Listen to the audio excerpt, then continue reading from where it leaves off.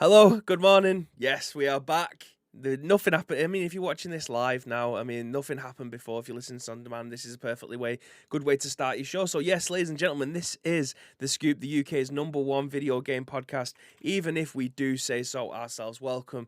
It is Monday, the 15th of November. It has been a hell of a long year, and at the same time, it also feels like it's absolutely flown. It doesn't feel that long ago since it was Christmas, but lo and behold, it is now Christmas nearly again, as well as Graham's birthday. He may have already told you about that one, as well as my birthday, and Ice Cream uploads his birthday as well. How are we all doing? Says Bad was in here nice and early, as was Tito, and Tito says Graham stuck down with as well, no lights. Yeah, Graham isn't here today. It's just a solo dollop. He is working away, and when I say away, I mean he's actually left the house and he's not in the office. Away, he's gone elsewhere. He's meeting clients today. And Tito also says, "This is why I come here for the seamless production values. This is exactly why you're all here." It's a production like no other. So I hope that we've all had a good weekend so far. I'm just making sure that everything. I mean, if I get my stream deck up, I can change that. You see, because where was I? I was running the stream. I think it was when Graham was in the office. Was it on Friday? I can't remember when. I ended up hosting. The stream. So I changed all the buttons on here because he was there and I was here. So yeah, I mean, I can just go into this. I can go into Scoop Camera. I can change this action. I can change that scene. Back to Scoop Camera, and we are as good as gold. I can just press that button and we're all good. But yeah, you're not here to hear about me talking about my stream deck and how the stream works. You are here to talk about video game news. We're here to talk about video games news. I'm here to discuss the video game with you guys. So again, this is The Scoop, the UK's #1 video game podcast. We go live each and every single weekday at 10 a.m. Yeah, it is 12:10. So there is a 10 in there, but it's just not 10 a.m. ish. Yeah, it's been a very busy morning this morning. Very, very busy morning this morning. Hence why we've ended up going later, about 2 hours later than we would like to. But hey, this is a side gig. This isn't our full-time job. We bring you this news. Just basically so you don't have to go out there. You don't have to scout the news. We tell you this news as and when we can go live. And we're able to do so in a timely manner. That means our work stuff isn't affected. But yeah, each and every single weekday at 10 a.m.-ish. 5 days a week. We do go live 7 days a week. We do have weekend streams. We actually go live 9 times a week because we have double stream days on Wednesday and Thursday. Graham comes in with some PUBG content. I come in with some FIFA it is on this Thursday and then Skyrim on Sunday. I mean, Thursday's a bit of a blur. There is going to be some FIFA content. There is, because we've got some pro clubs planned for Thursday. I just don't know what time that's going to be. I've heard it's 7:30. It may be a little bit later. It may be 8 o'clock. I don't know. Can we get an hour's worth of Skyrim in before we jump into that? I don't know. Who knows? But we will be going live with some FIFA Frenzy and then some Skyrim on Sunday. In between that, obviously, Graham will be going live on Saturday with some more PUBG content as he starts to chase crates with mates. There we go. Gagad said, good afternoon. Bibby, good afternoon to you, sir.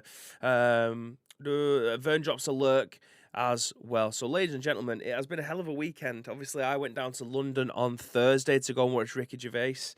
It's been a show that I bought for Samantha 2 years ago for her birthday, and yeah, it's only just happened. It was incredible.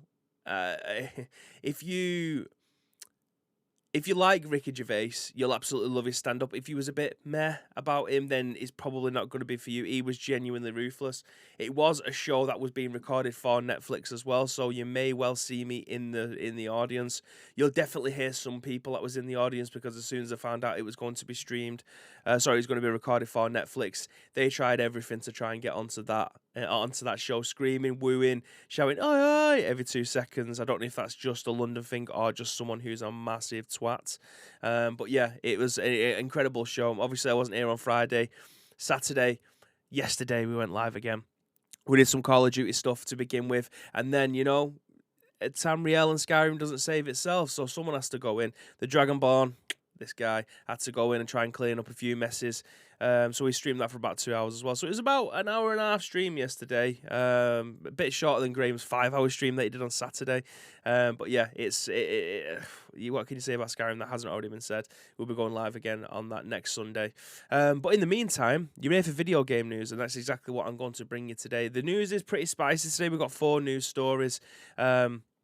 They are pretty good, and some of them may interest you more than others. And we're going to start off with one that I'm super interested in, and something that we did get in this in the Scoop channel over on Discord, provided to us by Jordan. I think this might be this is a newer article than the one that he gave us, basically because there's been an update since he posted it in last Friday. But anyway, Halo Infinite Insiders back up potentially early multiplayer release today. The game store's page previously pointed out a potential surprise launch, and it states, and written on VGC by Andy Robinson, that an industry insiders have backed a potential early launch for Halo's Infinite free-to-play multiplayer mode today. This weekend date references were found in the source code for Halo's Infinite official store page, with multiple uses of the date November 15th, 2021, and the time being 1800, which is obviously 6 p.m.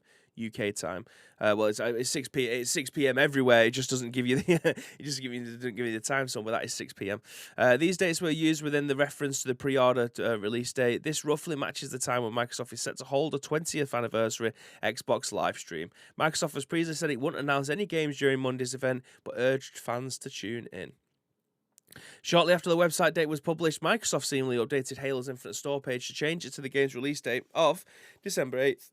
Commenting on the website date on the social media, journalist Tom Henderson claimed that the early launch plans were real and could happen on Monday. Another journalist, Jeff Grubb, also suggested the early launch claims were true. He wrote, "Okay, with the caveat that launching games is nearly impossible and all things could still go wrong, I'm going to lean towards a poor Battlefield for tomorrow." He added, "I am playing a bit of weatherman. I'm not saying it's definitely going to rain, but I'm saying you should bring your umbrella. Rain here is a shadow drop." Having originally been scheduled for release in November 2020 as an Xbox X and S launch title, Halo Infinite will now be released for consoles on PC on December 8th, the day before Boo's birthday, according to Microsoft. Halo Infinite's campaign will be released alongside free-to-play multiplayer component. It was recently claimed that Halo Infinite will be getting an early access bundle and multiple DLC packs. So, ladies and gentlemen, I know there is some of you that's in the chat, especially Tito, that is Team Xbox, that is a fan of all things Xbox. He doesn't have a PlayStation, so this is kind of a big deal. The fact that Halo may be dropping today as a first-party game. Obviously, the first-party flagship game was obviously Forza Horizon 5, shall I say, that came out last week or the week before, and it was getting 10s and 9s across the board. There may be other Xbox-only games that came out during that point, but I'm talking about first-party flagship system seller games, and this was meant to be the first. It didn't end up being the case. It was nearly a year later that we got the first flagship game for the console in Forza Horizon 5, and this now is going to, let's see if this works. It should do. Bringing the boy back in. Hey, there we go. Hello. So yeah, this is this is Halo. This is your system seller. This is your Master Chief. This is your flagship mascot. This is the guy that's going to be on the front of all of your adverts, on the front of your boxes, your special editions that are getting sold left, right, and left, right, and center that are being scalped for a stupid amount of money. This is your guy. Okay, and potentially it's going to be a hot drop. That's cool. I think that's cool. I think that kind of builds up the tension. The most annoying thing about it, though, and I'm speaking about this from a consumer standard, not from a marketer, usually I try to separate those out, is if this drops today, how big is the patch going to be?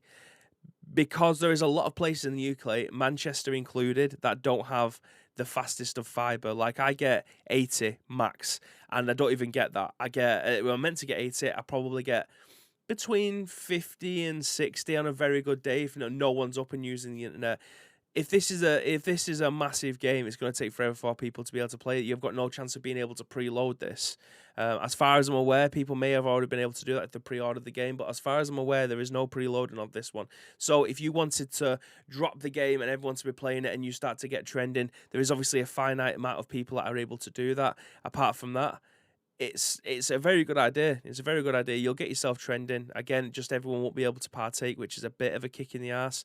Because if they said, right, it's coming out on Friday, you can start to pre-download it. As soon as it opens up in your area, you're able to start playing it. You're probably going to start sharing screenshots to social media. You're going to start conversations. You're going to be playing multiplayer. The numbers are going to be ramping through the roof on their side. That's the kind of content that they want to be shouting about, especially for a first-party game.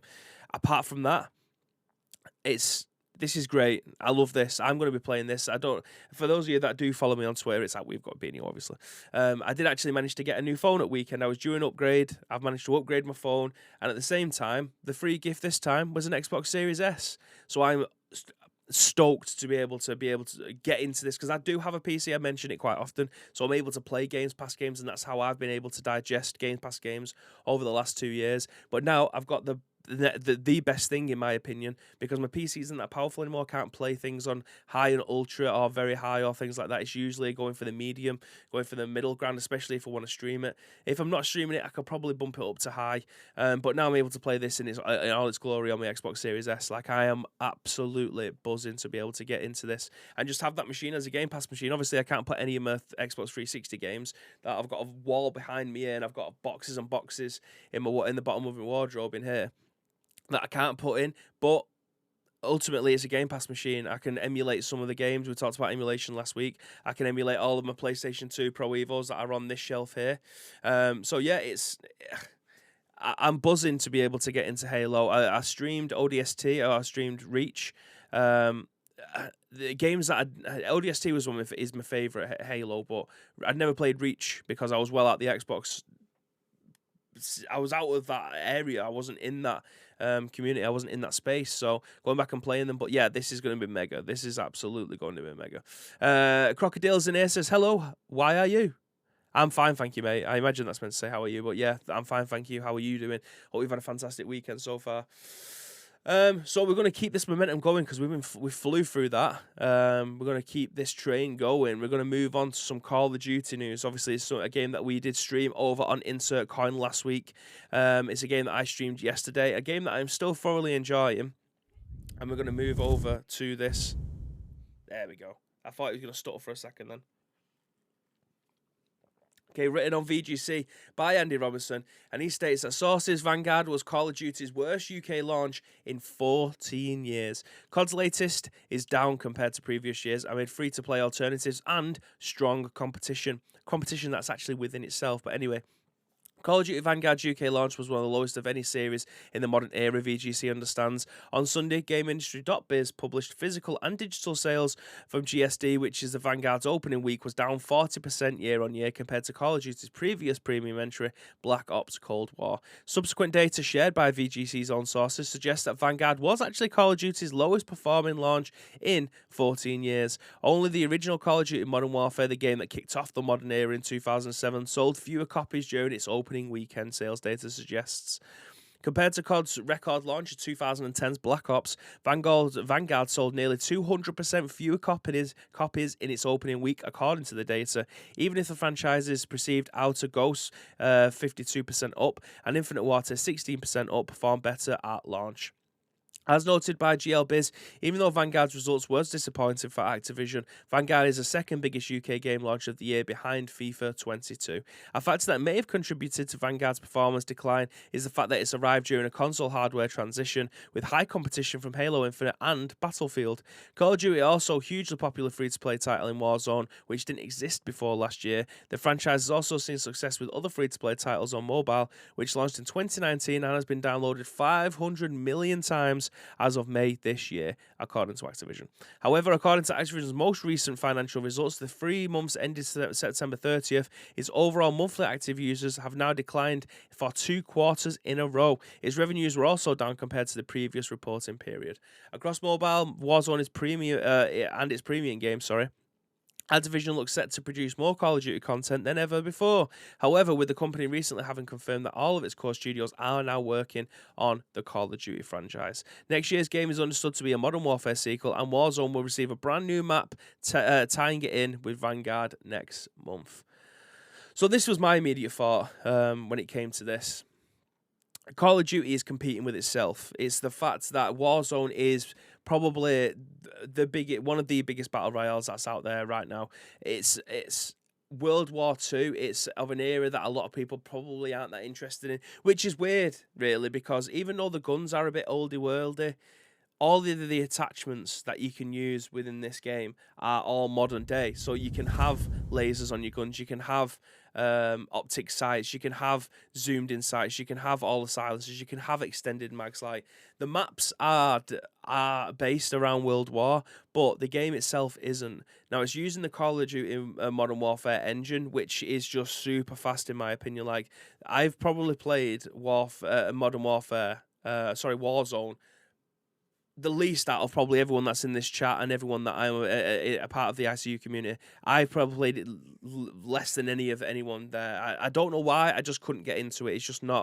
It's not my bag. So it's strange that again it's competing with itself, but it's also competing with Battlefield and Halo Infinite, of which Battlefield isn't actually fully out yet. I think it's only out to people who've pre-ordered it, and Halo Infinite isn't even out yet. So how it's competing with those two, especially Halo Infinite, I'm not too sure about that one. The Battlefield thing is you're either Call of Duty or you're Battlefield. I'm predominantly Battlefield.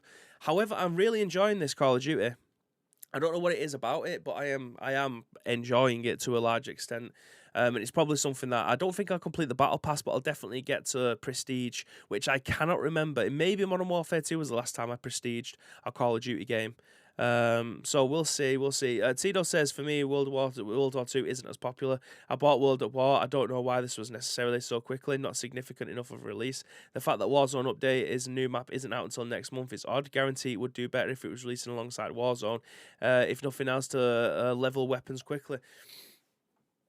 I always think this is going to be difficult because Warzone is one of the premium battle royales that's out there, and it's free. You can play it on everything. The difficulty is the sales are down based on, is that across everything? Is that across all consoles? Are we talking Xbox Series S and X? Are we talking Xbox One? I mean, obviously it's backwards compatible with that, but we're talking PS4 and PS5 as well. People may not want it to buy the premium edition of this game to be able to cross-play, to be able to get the PlayStation 4 version, and when they get a PlayStation 5, upgrade it to that version. They may not have wanted to pay the 100 sheets or whatever it was for it. They may just want to be able to buy it when they have a PlayStation 5, which is understandable because consoles these days are money, large amounts of money as well, and so are the games that come alongside with it. You can't have one without the other. You can, if it's a free-to-play battle royale game like Warzone, but if you're looking for a premium game like this, which is going to cost you in excess of £60, then are you going to want to pay the extra 40 sheets and get the crossover version? I don't know. That could have something to do with it, because I don't think this is a bad game by any stretch of the imagination. If you wanted the Call of Duty experience, you are absolutely getting it in this. It's fast, it's frantic, it's chaos, it's yeah, I don't really don't know of anything else to say about it. It's a Call of Duty game for all intents and purposes, and the fact that it's based in World War means absolutely nothing in the multiplayer modes because of the likes of what I mentioned before about you having what do you call it? Optics? We'll call them optics. So you'll be able to go through and look through the lenses. What the fuck do you call them? I'm sure it's optics. Anyway, so you're able to look through your scopes at 4 times, 8 times multipliers and stuff like that. It's not just iron sights like you would have expected in the World War, apart from if you're using a sniper rifle. You're able to use the lasers underneath, you're able to use extended clips, you're able to use silencers, you're able to... It's just Call of Duty. The fact that it's based in World War II has nothing to do with this game. The maps are based around World War II, everything else around it, you wouldn't even notice that that it was a World War II game. The campaign, completely different story. Obviously, things are based around that because that's the campaign you're playing and that's the conversations that you're having. That's the subject matter. But in the multiplayer stuff, you would genuinely have no idea that you're playing through a World War II game. But yeah, again, it's competing with itself, which is what can you say about it? What would they rather have? A steady influx of money coming through through the Warzone game mode, or just rely on having to sell the game every single year? I think at this moment in time, they've got the best of both worlds. They've got money coming through left, right, and centre. People are buying the Battle Pass. People are for both of them. So that's what, 20 quid. If you're buying it £10 on one, £10 on the other, it's 20 quid. On the free-to-play model, you're probably buying skins or characters to be able to play in the game that you don't necessarily see unless you're using a finishing move or whatever. Like, I don't think this is bad for them, and I don't think that they're that bothered. Fair enough, they are losing money to a large extent because people aren't buying the game, but they are making that up elsewhere. It's not as if they haven't got another channel for that money to be able to come into them. So I don't think this is necessarily bad for them. I do think it's a good Call of Duty game. Genuinely, like if anyone was even interested in what I have to think about this game, or if you was relying on what I say as your point of interest to buy a game, this is a very good game. From someone who doesn't necessarily play Call of Duty games, I had a lot of fun playing this. I probably maybe put 20 hours into it so far, which is a lot for me for a first person game. That's not heavily reliant on a multiplayer mode. I'm thoroughly enjoying it, so I definitely would recommend buying it. I mean, you might get bored of it pretty quickly if you are a Call of Duty fan and it's not for you. I don't know what you want me to say about it, but yeah, for all intents and purposes, I have to choose this and Battlefield. I'm probably choosing Battlefield, and I haven't even played that yet. But Call of Duty is Call of Duty. If you like Call of Duty, you'll absolutely love this, I imagine. But anyway, moving swiftly on to our next news story. It's one that's been mentioned a million times on this show. It's one that's been put into our Discord a million times, and I've tried to find something that will get an all-around encompassing view of everything that's going wrong with this so far, and you probably guess what it is by now. It's the fact that GTA Trilogy, the Definitive Edition PC version, pulled from sale as customers demand refunds. This has been written over at VGC by Stephany Nunneley, and it says, it seems all is not well with the PC version of the game. Rockstar Games has pulled the PC version of GTA Trilogy, the Definitive Edition, from sale, and for almost 2 days, the launcher was offline. While the Rockstar launcher was eventually brought back online, the PC version of the game remains unavailable for purchase on Rockstar's website, and those who have already owned it are now unable to play it, and it is unknown as of this time when the game will be brought back online. According to Rockstar, the game was pulled due to some files unintentionally included with the PC version. The studio is working to have them removed, but what these files are, the studio didn't state. Some have also messed around in the game files to suggest the issue may be something to do with the music files that are still present despite having expired licenses. Others suggest that the issue has nothing to do with the files left in the game, and that includes developer comments via, well, obviously in brackets, this is via Eurogame, and that leads on to another article. The fact that the game is unplayable on PC has caused many customers to request refunds, but it's not just PC folks that are asking for their money back. Many console players are also unhappy with the trilogy. Players have reported performance bugs, errors, audio compression, strange face rendering, fewer civilians walking around, lack of fog, render distance issues, interesting rain, spelling and grammar mistakes, and more. Others feel it's a bit of a mixed bag, like our own Alex Donaldson, who feels that some games, while characters rendering can be bad at times, upgrades made the environment are a welcome addition. It's highly likely that some of these issues and mistakes will be ironed out through patches, but whether the majority of graphical problems will be ironed out remains to be seen, as Rockstar has not stated when the updates can be expected. Originally developed by Rockstar, the Definitive Edition has been adapted for modern platforms by Grove Street Games using the Unreal Engine. The studio formerly known as Wardrum Studios has worked with Rockstar in the past, such as titles on Bully Anniversary Edition for Android and iOS and the mobile version of Chinatown Wars. So I don't think we need to go for any of the rest of it. It's just telling you where you can get this game from. Some suggested that the hot coffee files were still included. That wouldn't surprise me. It feels like they've literally just copied, pasted into a new engine, and then upgraded it as they've gone along. For all intents and purposes, from what I've seen on streams and for what I've seen on videos on YouTube and stuff like that, this looks really good. But they're only showing you what you want to see, and that's difficult, especially when we've had the cyberpunk issue. And I know it's a dirty word on this channel using the cyberpunk thing, but we didn't get to see any of the game in the build up to that game, and then it released, and then it wasn't that great. This is. Can you say this is the same kind of thing? I'm not too sure. I feel like they've definitely shown us enough to be able to make a judgment on it. If you bought it day one, especially on PC, and now it's been taken away from you and you can't play it, you would be pissed. I don't think there's anyone in the world that wouldn't be about this, especially if it's something that you've been looking forward to for so long. You managed to play it for maybe 2 hours. You've gone out, you come back, you can't play it again. But there seems to be a lot wrong with this. For all intents and purposes, from what I've seen, the graphics look great. The weapon wheel, welcome addition. The new control scheme, welcome addition. But for things that it may be, like grammar and spelling mistakes and things like that, why do you need to pull it down for that? There's got to be something else in the background. The expired music licenses, I feel like it would be a massive oversight on their part, because that's the one thing that everyone was talking about. Like, these games, the games are going to be good. will the soundtrack be in the game to make it awesome? That's the one thing that people have been talking about the entire time, that as soon as this got released, like, the game has to include the music. If it doesn't, is it going to be as good as what you'd expect?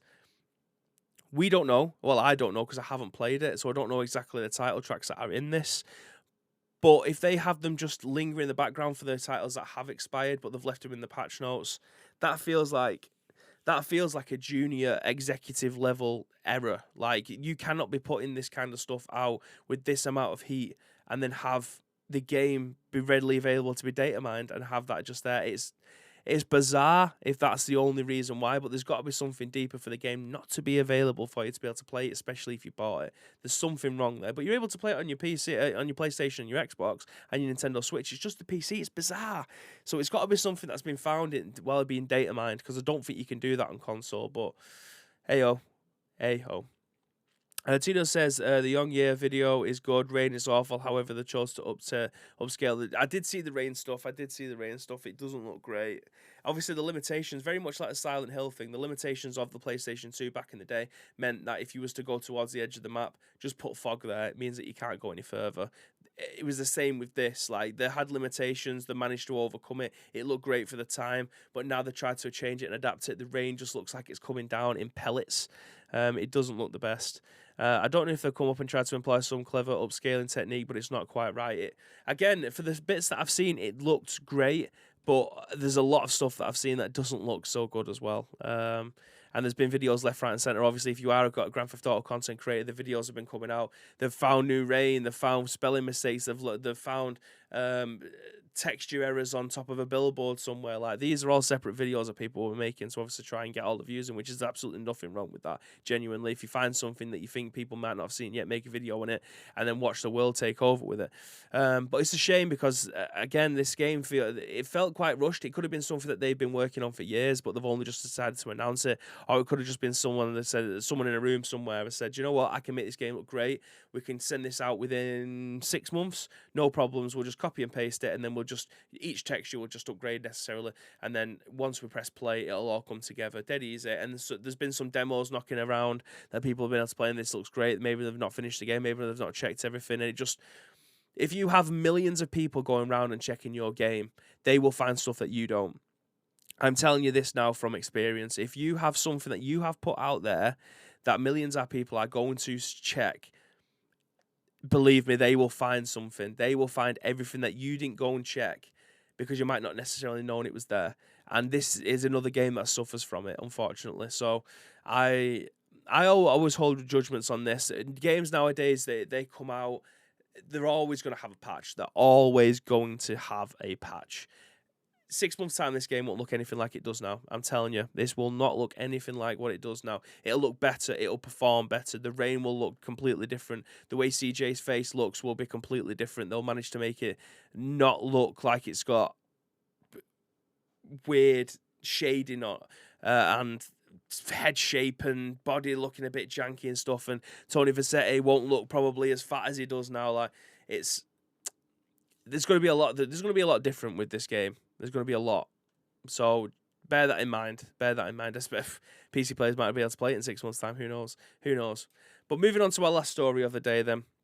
This is one that, Tito, I'm fairly certain you're going to be massively into for this one. I'm guessing I will be too eventually when my Xbox Series S comes through the door. Written on the Gamer by Vaspin Dastor. I think that's right. Multiple Xbox 360 games received mysterious updates, possibly for the enhanced backwards compatibility. A number of Xbox 360 games have received unannounced updates in the content which is known as of yet. A large portion of these games included Bethesda titles like Fallout 3, Fallout New Vegas, The Elder Scrolls 4, Oblivion, fantastic game if you haven't played it.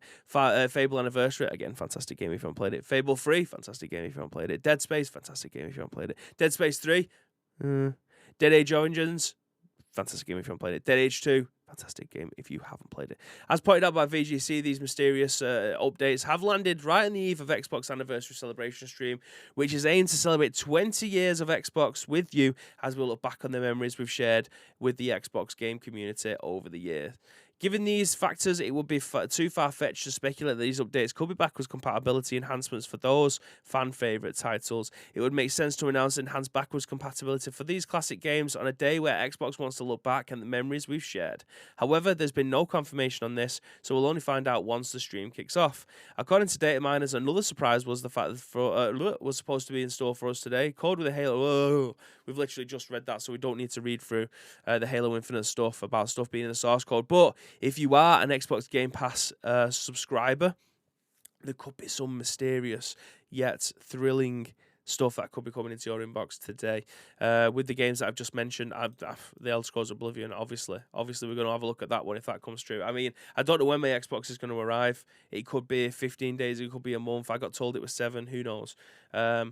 But yeah, it's a good time to be part of the Xbox community if you aren't already there. If you are playing stuff on PC, you have the license to be able to go through and look at all of the Xbox Game Pass stuff, which again is the best deal in game. And if you haven't got an Xbox, with xCloud, you can play it on your mobile, you can play it on your laptop via streaming methods and things like that. Like, this is absolutely fire.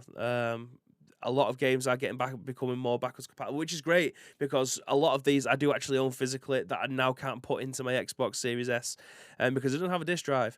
So I'll be able to play these on Game Pass via backwards compatibility. Again, it's all there for you to be able to have a look at and get involved with. Tito's mentioned, but we should expect it to be great in 6 months. We've become used to games being fixed after 6 months. I don't accept that as it wouldn't happen in any other industry. A half-finished car, a movie. I agree to a massive extent. Should you have to wait 6 months for your game to be fixed? Again, it depends on what you want it from a game. If the game doesn't work, then that's a problem. If the game works and you are waiting for updates to come through the game, that's slightly different. But for a game that you could potentially fall through the floor, or your car just falls just fires off into the air like it did in Cyberpunk, or when you shoot a gun, people just fall around you. Like, for all intents and purposes, Grand Theft Auto works. Like, the game works, the game runs, it plays, as far as I'm aware, terrifically.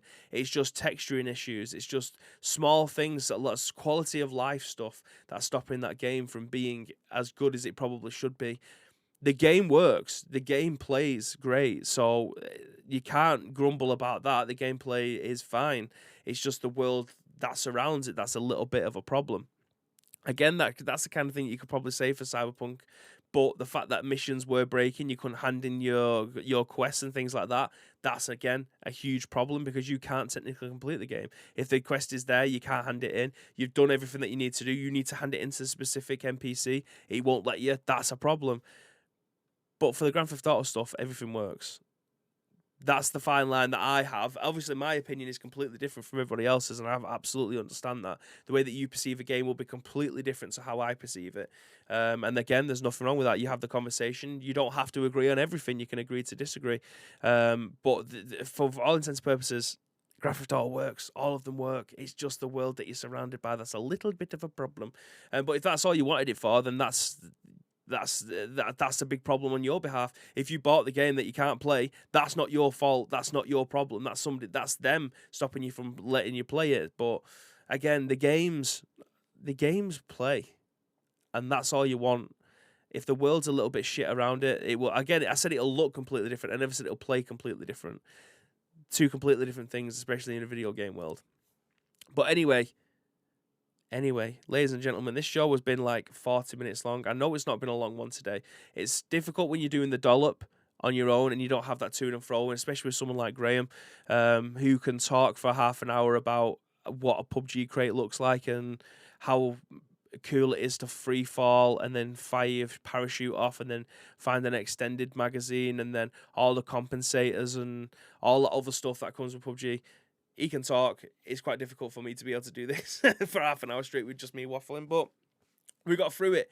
It's Monday's edition of The Scoop. We still have 4 more shows for you to be able to listen to this week. So if you want to help shape them, there's 2 ways that you can do that. First of all, find us on social media. It is at Ice Cream Uploads across all major social media platforms, or get involved with that Discord. If you're watching this on any of our on-demand services, go into the description below. All the information that you require will be listed there for you.